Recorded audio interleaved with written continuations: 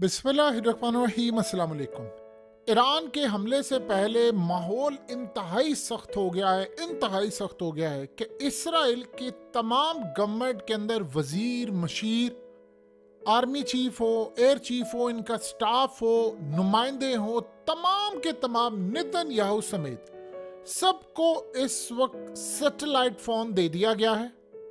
सब लोगों को कह दिया गया है कि इस वक्त तमाम के तमाम लोग अपने मोबाइल फोन स्विच ऑफ कर लें, सिम्स निकाल दें उसमें से।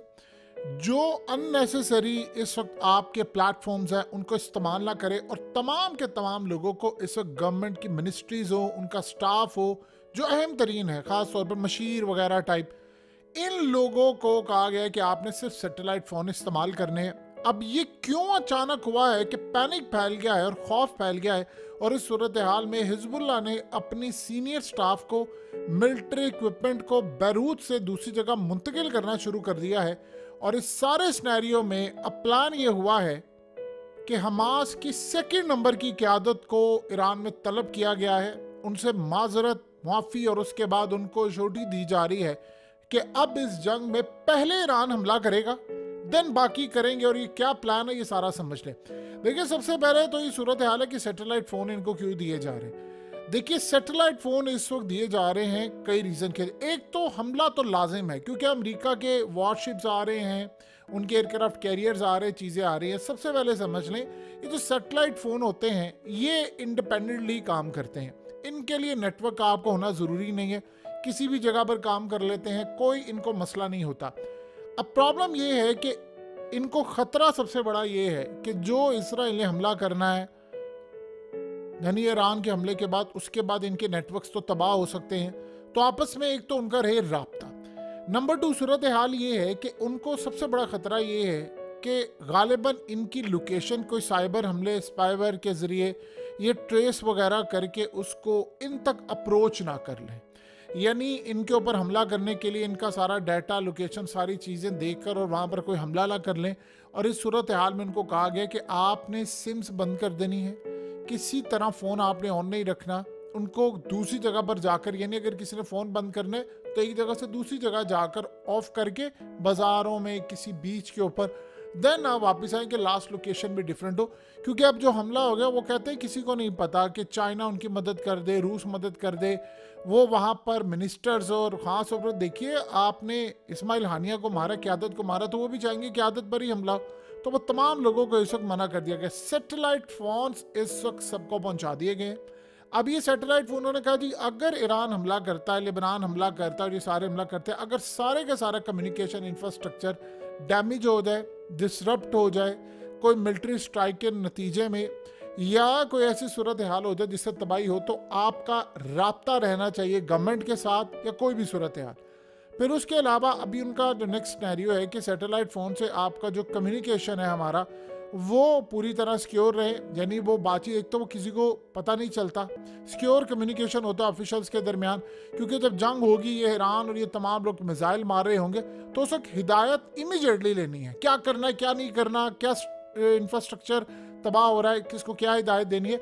तो सैटेलाइट फ़ोन से सारी सूरत हाल होगी। सेंसिटिव सिचुएशन, डाटा जाहिर सी बात है सारा पास हो रहा होगा, उस वक्त सबसे अहम सूरत हाल ये होगी कि इस पर काबू पाना है।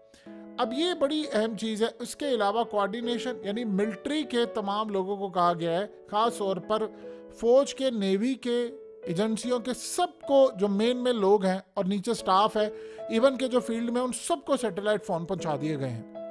हज़ारों के हिसाब से पहुंचा दिए गए हैं कि आपने डिसीजन मेकिंग करनी है। अगर ये सब कुछ तबाह हो जाता है तो आपने कैसे एक दूसरे के साथ रब्ता रखना है।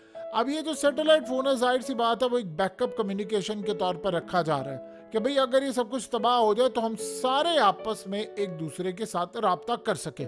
अब आप यहाँ से अंदाज़ा लगा सकते हैं कि 100% उनको इस बात की अश्योरिटी है, उनको 100% पता है इस बात का कि हमला होने जा रहा है, इसमें हमारी बड़ी तबाही है और ये हमला नहीं रोक सकते। देखिए, इस्माइल हानिया का जनाजा तेहरान में तो पढ़ाया गया है, इसके अलावा कतर और दुनिया भर में पढ़ाया जा रहा है। और ये सूरत हाल बड़ी ज़्यादा ख़तरनाक है कि इस वक्त आप सोचें, मलेशिया के प्राइम मिनिस्टर से लेकर दुनिया के तमाम लोग जो इस्माइल हानिया के लिए ताज़ियाती पोस्ट लगाते हैं वो डिलीट की जा रहे, ट्विटर के अलावा यानी फेसबुक से, इंस्टा से। इसीलिए तुर्की ने काम ये किया है, तुर्की में भी अर्दोगान से में सबकी इन्होंने पोस्ट डिलीट की, तो उन्होंने तुर्की में इंस्टाग्राम को बैन कर दिया। उन्होंने तुम्हारा तमाशा ही खत्म हो। अब इंस्टाग्राम इस वक्त तुर्की में बैन हो गया है। अब आप अंदाज़ा कर लें कि इसराइल के अंदर अवाम को उन्होंने हिदायत जारी किया कि पूरी अवाम आंखें अपनी खुली रखें। रात को कोई सायरन बजे, कोई मैसेज आए, कॉल आए, तो आपने फौरी तौर पर ये नहीं समझना कि आप नोटिफिकेशन है, जो फजूल से नोटिफिकेशन उनको ऑफ रखे, लेकिन बाकी खास जो उनकी ऐप्स होती हैं जो सायरन बजाने वाली चीज़ें उनको ऑन रखना है। क्योंकि अब जो सूरत हाल सामने आई है उनको पता ये चला है कि इस दफ़ा जो हमला होगा वो लेबनान की जानिब से सिविलियन पर भी है, उनके घरों पर भी होगा, और वो बदला लेंगे जिस तरह इन्होंने हमला किया। और नेक्स्ट जो स्नैरियो है उसमें ऐसा भी है कि मिलिट्री टारगेट्स तो होंगे, मिलिट्री के घर वालों को भी उन्होंने टारगेट करना है, यानी जो खास तौर पर उनके घर होंगे उनको टारगेट करना है, और ईरान ने बड़े पैमाने पर हमले करने हैं। और अभी तक अमेरिका ने ये बताया है कि हो सकता है कि ईरान कई हज़ार मिसाइल अपने ये सारे ग्रुप्स के साथ मिलकर मारे, यानी लेबनान, शाम, यमन, ये वो, तो ये कई दिन तक मारते रहे और उसमें इनका इंफ्रास्ट्रक्चर तबाह कर दे पूरी तरह। अब ये सूरत हाल है कि अमेरिका से मदद तलब की जा रही है कि आप हमें एक एक एक्टिविटी जो हो रही है ईरान की उसकी खबर देते रहे, यानी रियल टाइम के अंदर। नेतन्याहू ने इस वक्त कहा है कि पूरे का पूरा इसराइल इस वक्त हाई अलर्ट है। तमाम के तमाम लोगों को कह दिया गया कि गैर ज़रूरी आपने बाहर नहीं निकलना, इक़दामात आप अंदर तक रखें। आप सोचें कि मेयर का काम ये है कि मेयर इस वक्त दीगर शहरों में लोगों को कैंप्स लगे हैं, वीडियोस व्हाट्सएप से भेज रहे हैं, टेलीग्राम से भेज रहे हैं, दीगर जगहों से इनसे राब्ते कर रहे हैं, और राब्ते करके ये कह रहे हैं कि आपने हर सूरत एक दूसरे की मदद करनी है, और इस मदद के बाद ही असल कहानी सामने आएगी खुलकर कि नुकसान कितना होगा, बाद में क्या सूरत हाल है। और आप ये सोचें कि इसराइल के अंदर जो वजीर हैं उन्होंने कहना शुरू कर दिया कि तुर्क सफारत खाने के नुमाइंदों को कहा है कि आप मुकम्मल तौर पर अपना जो परचम है वो नीचे कर दें और वापस आ जाए, यानी तुर्की से निकल आए। अब आप ये सोचें कि इस वक्त सबसे बढ़कर जो हमास के नए लीडर हैं इस वक्त खालिद मशअल गालिबन होने जा रहे हैं, वो जाएंगे तेहरान और वो वहाँ पर जाकर बातचीत करेंगे, और उसके बाद उनको शायद अब बताया जाएगा हमारा नेक्स्ट प्लान क्या है। अभी तक ओपनली बात है कि ईरान अभी तक आंखों में आंखें डालकर बात नहीं कर पा रहा, क्योंकि एक ऐसा हमला हुआ है जिसकी कोई इंतहा नहीं। दूसरी जानिब हुआ यह है कि ईरान ने यूनाइटेड नेशन के चीफ को हंगामी अपने फॉरेन मिनिस्टर के थ्रू कॉल करवाई है और कहा है कि जी हम मारने जा रहे हैं, हमला करने यानी इसराइल के ऊपर। इसने फलाने इंटरनेशनल कवानीन की खिलाफ वर्जी की है, लिहाजा अब हम उसको जवाब देने जा रहे हैं। इंडिया ने काम ये किया है कि अपनी तमाम की तमाम जो फ्लाइट्स हैं वो इसराइल के लिए मुकम्मल तौर पर कैंसिल कर दी हैं, यानी एयर इंडिया ने अपनी फ़्लाइट्स कैंसिल कर दी हैं, दीगर बाकी अपनी फ़्लाइट्स कैंसिल कर रहे हैं। और आप ये सोचें कि कैसे घटिया लोग अभी पैदा हुए हैं कि अमेरिका के अंदर लिंडसे ग्राहम से लेकर दीगर जो सेनेटर्स हैं वो अमेरिका को सजेस्ट क्या कर रहे हैं, ज़रा चेक कीजिए ज़रा। वो कह रहे हैं कि ईरान के ऊपर इस वक्त हम मिसाइल मार दें, और किस पर हमला करें, ईरान की ऑयल और गैस फैसिलिटीज़ पर हमला करें, ताकि ईरान के हम कमर तोड़ कर रख दें, इनको बर्बाद कर दें। ये इस वक्त प्लान हो रहा है। अमेरिका जो अपने वॉरशिप लेकर आया है वो किसी मकसद के लिए नहीं लेकर आया कि जी वो खाली उसने दिखाने हैं, वो बड़े मकसद के लिए लेकर है, छोटे मकसद के लिए नहीं लाया। और वो इनको आकर बता रहा है कि आपने क्या काम करना है, क्या काम नहीं करना। ये सूरत हाल जो इस वक्त पैदा हो रही है वो बड़ी तबाहकुन है, और इसराइल को इस बात का अच्छी तरह पता है कि मामलात क्या होने जा रहे हैं। सीन कुछ ये हुआ है, इस वक्त इराक से तकरीबन 2.5 लाख के करीब जो सोल्जर्स हैं वो शाम और दीगर जगहों पर इस वक्त जाना शुरू हो गए हैं, और वो गालिबन मदद करने के लिए जा रहे हैं लेबनान की। लेबनान की वो मदद इसलिए करने जा रहे हैं कि लेबनान ने इसराइल पर जब हमला करना है तो बदले में जाहिर सी बात है उनका भी हमला जो होगा और बड़े पैमाने पर होगा। ये गालिबन जो शो होने जा रहा है वो इतना ज़्यादा बड़ा शो होने जा रहा है कि देखिए तकरीबन 5 से 10 लाख के करीब फाइटर्स पूरे रीजन में तैयार हैं। इसी तरह जो मिसाइल होंगे हिजबुल्लाह ने लॉन्च करना है, इराक से करना है, इसके अलावा ईरान ने करना है। और ये एक बड़ी अजीबोगरीब सूरत हाल है कि लेबनान को खबर ये मिली है कि इसराइल की फौजों का एक यानी इनका प्लान ये है कि हमने जैसे ये स्ट्राइक होगा उसके बाद लेबनान के ऊपर करना है स्ट्राइक और इसराइल अपनी फौजें दाखिल करेगा लेबनान के अंदर उनके इलाके कब्जा करने के लिए। तो इन्होंने प्लान ये किया है कि हमारे को 4-5 लाख के करीब जो ग्राउंड पर फौजें हैं वो जाएं और जाकर इनको मुकम्मल तौर पर तहस नहस करें। यानी ये इस वक्त की सूरत हाल है कि वो इसराइल में दाखिल हो जाए। यानी आप ये सोचें कि वो साउदर्न लेबनान की जानिब से इसराइल में दाखिल हों। और ये बात आप ज़हन में रखिएगा, अगर इस सारी सूरत हाल में ऐसा हुआ तो बड़े पैमाने पर जो लड़ाई होगी वो आप बाकी सारी लड़ाइयों को भूल जाएंगे, फिर ग्राउंड पर लड़ाई होगी। असल ईरान ने बड़ा क्लियरली कर दिया है कि हम स्पेशल इस वक्त ऑपरेशन करने के लिए जा रहे हैं और ये जो ऑपरेशन होगा ये इतना तबाहकुन होगा कि आप इसको मैनेज नहीं कर पाएंगे। देखिए हुआ ये कि आयतुल्लाह अली खामनाई ने अब जुम्मे का जो टाइम था, जो उनकी तकरीर थी, उन्होंने एक बड़ी अजीब बात कही। आम रूटीन के अंदर जब भी कोई ऐसा मामला होता है तो वो जो वर्ड यूज़ करते हैं वो तनबीह का वर्ड यूज़ करते हैं कि हम पनिशमेंट देंगे, फलाना करेंगे। अब उन्होंने इस दफ़ा आज जो वर्ड यूज़ किया है, खून ख्वाही का वर्ड उन्होंने यूज़ किया। इसका मतलब है खून के बदले खून, यानी खून का बदला खून। यानी असल में इस वक्त सूरत हाल ये है कि उन्होंने कहा कि इस्माइल हानिया का, यानी पहले जब होता था कि फलाने ने हमें मारा हम सज़ा देंगे, अब उन्होंने कहा नहीं, सज़ा नहीं, खून का बदला खून। यानी हमारे स्टेट गेस्ट को मारा है तो हमने भी आपके टॉप लेवल की लीडरशिप को मारना है।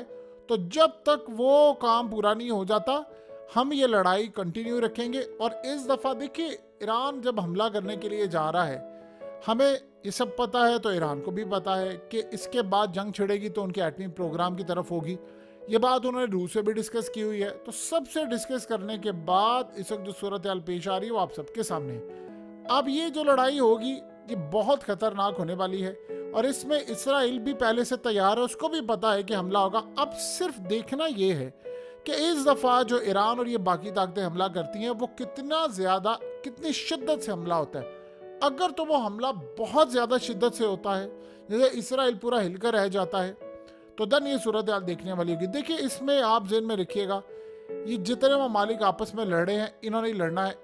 हो सकता है, अभी कुछ कहा नहीं जा सकता, मुस्तकबिल में या हालात को देखते हुए तुर्की भी शायद ज्वाइन कर ले, क्योंकि जो हालात नज़र आ रहे हैं इनके लिए कोई मसला नहीं है, तुर्की में कोई रिजीम चेंज या कोई ऐसा काम भी कर दें। इस वक्त इसराइल ने अपने ख़ास तौर पर अहम तरीन हेडक्वार्टर को और अपनी चीज़ों को मूव करना शुरू कर दिया है। आप ये देखिए बड़ी अजीब सूरत हाल है, जो फ्लाइट्स इस वक्त कैंसिल हुई हैं वो 8 अगस्त तक कैंसिल हुई। यानी अगर इंडिया को देखें, एयर इंडिया और बाकियों को, उन्होंने 8 अगस्त तक अपनी फ़्लाइट्स कैंसिल की हैं। यानी आप ये देखें कि उनको ये लग रहा है कि अगले तकरीबन 6 दिन में बहुत ज़्यादा तबाही हो रही है। फर्दर नोटिस वो कह रहे हैं बाद में जारी करेंगे। फ़िलहाल इस वक्त फ़्लाइट्स हमने कैंसिल कर दी है। देखिए फ्रांस ने इस वक्त मैक्रन की जानिब से हिदायत जारी की गई है। बहुत सारे जो लोग हैं वो फ्रांस के सिटीज़न इस वक्त ईरान में आते हैं। आपको पता है कि जो ईरानी है उन्होंने बाहर जाकर जो नेशनैलिटियाँ ली हुई हैं और वो वापस आते हैं। तो उन्होंने इस दफ़ा कहा है कि इमीडिएटली तमाम फ्रांस के जो सिटीज़न हैं वो ईरान ना जाएं और जो ईरान के अंदर मौजूद है इमीडिएटली बगैर देरी किए ईरान को छोड़ दें। टाइम बिल्कुल कम है, शॉर्ट है, फौरी तौर पर आप वहाँ से निकलने की तैयारी करें। सबसे ज़्यादा इस वक्त जो इसराइल को परेशानी एक बात की है कि इन्होंने प्लान किया है कि हम हो सकता है यानी इसराइल का बिजली का निज़ाम सारा मुनक़ता कर दे, क्योंकि इन्होंने भी करना है, उन्होंने भी करना है। अब ये बात सामने देखने वाली होगी कि इस दफ़ा ईरान और बाकी ताकतें जो जा रही हैं इनका साथ कितनी देर तक दिया जाता है और कौन देता है। देखिए अगर तो 2 ताकतें सिर्फ खड़ी हो जाए इनके पीछे, फिर चाहे सारी दुनिया इनकी मुखालफत में आ जाए, इनको कोई परवाह नहीं। एक है रूस, पूरी तरह, रूस अभी ओपनली नहीं आया लेकिन आएगा अल्टीमेटली, और चाइना। ये अगर उनको सपोर्ट करते रहे पैसों के हवाले से, हथियार के हवाले से, चीज़ों के हवाले से, तो देन ये इनके लिए काफ़ी है। लेकिन अब सिनेरियो यहाँ पर ये देखना होगा कि अगर अमेरिका अपने वॉरशिप लेकर आ रहा है, अपने यानी ग्रुप कैरियर, एयरक्राफ्ट कैरियर जो फलाना, तो रूस की भी जिम्मेदारी बनती है कि वो भी आए, वो कहे जी हमने तो ईरान का दिफा करना है और हमें आए यहाँ पर ये फलाना मौजूद है और हम ये काम करेंगे, क्योंकि अमेरिका का कोई तुक बनता नहीं है। अमेरिका का यहाँ पर आने का, अगर वो आ रहा है तो फिर जाहिर सी बात है बाकियों को भी पूरा राइट है कि वो जाएं और जाकर ये काम करें। रूस अगर यहाँ पर कोई अपॉर्चुनिटी गवाता है तो ये फिर याद रखिएगा, फिर इस खत्ते के अंदर से फिर रूस का भी सफाया हो जाएगा। तो ये रूस ये चाहेगा नहीं। देखिए, ईरान का एटमी ताकत बनना इस वक्त बड़ा ज़रूरी है। चाहे इसराइल को इस वक्त अपनी तमाम चीज़ों को कुर्बान करना पड़े, लेकिन वो ईरान को एटमी ताकत नहीं बनने देगा। और ये अल्टीमेटली जो जंग वो छेड़े हैं, ईरान असल में इस वक्त थोड़ा सा कंफ्यूज नज़र आ रहा है। बयानात उनके हैं या सारा कुछ, यानी शिद्दत उनमें उस लेवल की नहीं है जो अगर हम पीछे देखें जो शिद्दत थी वो लेवल की नहीं है, क्योंकि इस दफ़ा ईरान अपसेट और परेशान है। देखिए, शाम के अंदर तो चले समझ आती है कि इसराइल के पिछली दफ़ा F-35 आए, स्ट्राइक करके एम्बेसी को उड़ाकर चले गए। ये तो दुनिया के किसी भी महज़ब मुल्क में ऐसा होता ही नहीं है, यानी किसी भी इंसानी माशरे में नहीं होता। और आप देखें क्या बदमाशी है उनकी कि सारी दुनिया उनके घुटनों में गिरी है। किसी ने उनको कहा नहीं कि तुम्हारी जरूरत कैसी हुई कि तुमने इंटरनेशनल कानून की खिलाफ वर्जी की। लेकिन आप एक चीज़ है कि ईरान इस दफ़ा अपसेट भी है, परेशान भी है, क्योंकि जो इंटेलिजेंस फेलियर उनका हुआ है इस दफ़ा, वो असल में इंडिकेट कर रहा है कि ईरान का कोई भी बड़ा लीडर टपकाया जा सकता है। किसी भी वक्त उसको मारा जा सकता है, कोई भी सूरत हाल पैदा हो सकती है। तो वो इस दफ़ा हमला तो करे, उनको पता बदले में हमला हो रहा है। देखिए, पहले उन्होंने कहा था कि हमला हुआ हम पर बदले में तो हम ये कर देंगे वो कर देंगे। इस दफ़ा शायद हो सकता है उनको स्ट्राइक का इतना ज़्यादा ना हो परेशानी कि जिस स्ट्राइक कोई कर दे हम अपना डिफेंस सिस्टम एक्टिवेट कर देंगे। उनको ज़्यादा परेशानी इस बात की है कि अगर यहाँ तक इस्माइल हानिया को मार सकते हैं तो बाकियों की इंटेलिजेंस मालूमात भी तो उनके पास होगी ना। वहाँ पर भी तो उन्होंने डिवाइसेस को लगाई होंगी या कुछ किया होगा या बाहर से मिसाइल। तो इस दफ़ा हत्ता के बदला उन्होंने लेना, लेकिन इस दफ़ा वो जोश, वो चीज़ें ज़रा नज़र नहीं आ रही। और वो इसलिए नहीं है कि वो शायद डरे हुए हैं, इसलिए कि इस वक्त बहुत बड़ा इंटेलिजेंस फेलियर हुआ है। और ये इंटेलिजेंस फेलियर तभी था जब आपका इब्राहिम रईसी चले गए, तभी ये काम आपने कर लिया होता तो चीज़ें देखने को ना मिलती। देखिए, उन्होंने बड़ा सख्त पैगाम दिया था कि जिस शख्स ने इसराइल पर ईरान से तारीख में पहली दफ़ा हमला करवाया था, इब्राहिम रईसी, वो नहीं रहा तो बाकियों के साथ सोचे वो क्या करेंगे।